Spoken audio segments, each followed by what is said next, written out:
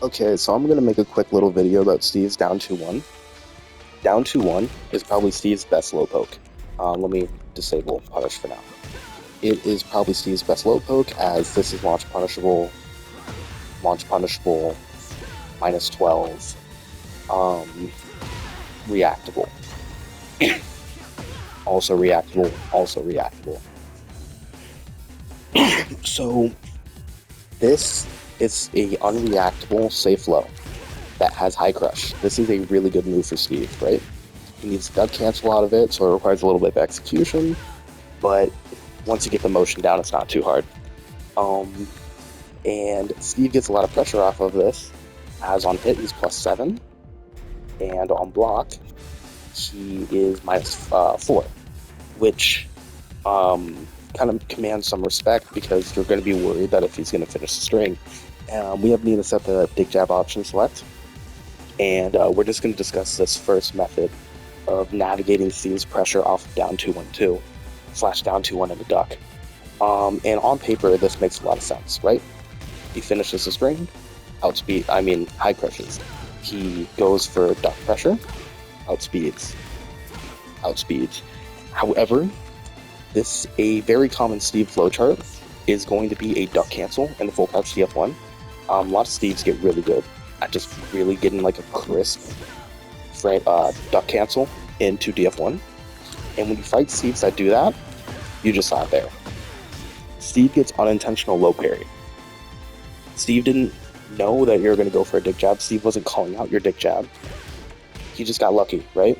And got a fucking low parry off that shit. And it happens all the time. I've lost track of how many fucking low parries I've gotten, and it's why I don't like recommending dick jab to people, because this is such a common flowchart for Steve that it's just, in my opinion, not worth it. Oh shit, wrong move. Yeah, in my opinion, it's just not worth it.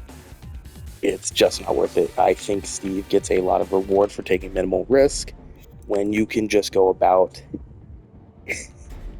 a different way of contesting it, in my opinion.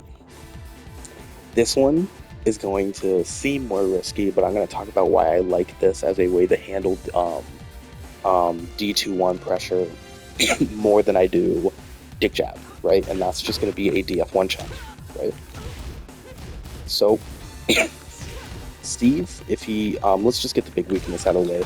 If he finishes the string, it is a counter hit launch. You are going to take more damage than it would be if he were to low parry you off dick jab, okay? So that's kind of the big thing you gotta worry about. Steve, even on max delay, beats you out on this, right? That is max delay timing, still fucking counter hit launches you. You're taking more damage than if you got low parry. So why am I recommending this?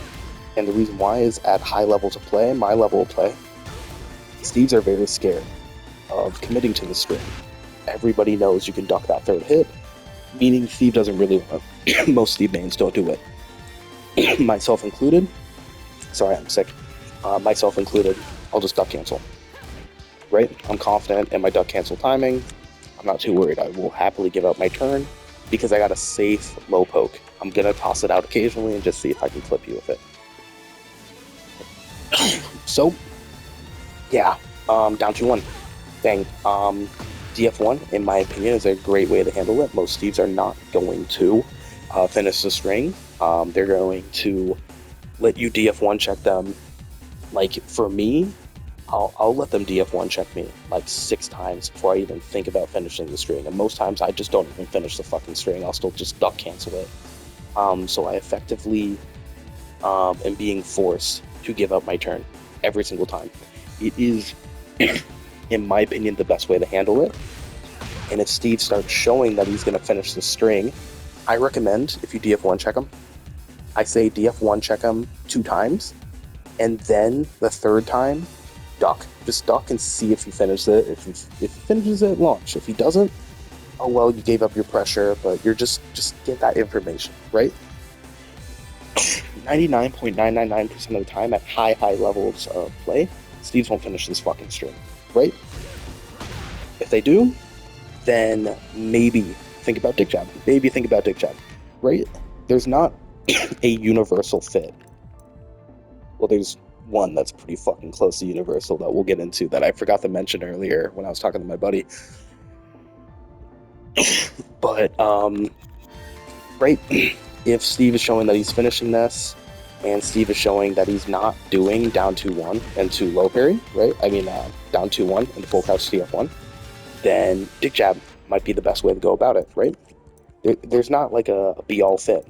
This is the closest thing to a be-all fit, and I actually kind of wish I recommended this to my friend earlier, which is down 2-1, you're going to sidestep parry. Now let's get the one thing out of the way. If they finish the string, once again, you're getting hit. However, if they go for max delay on the string, you evade. That's pretty nice. That's really nice. I like to delay my down 2-1 too. So that's pretty nice. If they try to attack on a duck, parried, shit, parried. Let's say they duck cancel into a while standing move. Oh, that's supposed to be parried.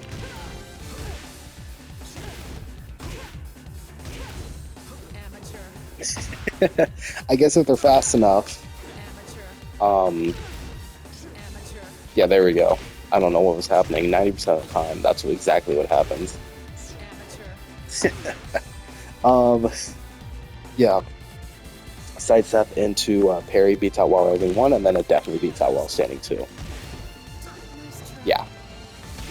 So that's pretty nice. Pretty fucking nice. This is why I don't really fuck with duck cancels when I fight a Kazama, because I'm terrified of sidestep Sabaki. And once again, the only way that they lose this, right, is if Steve goes for this.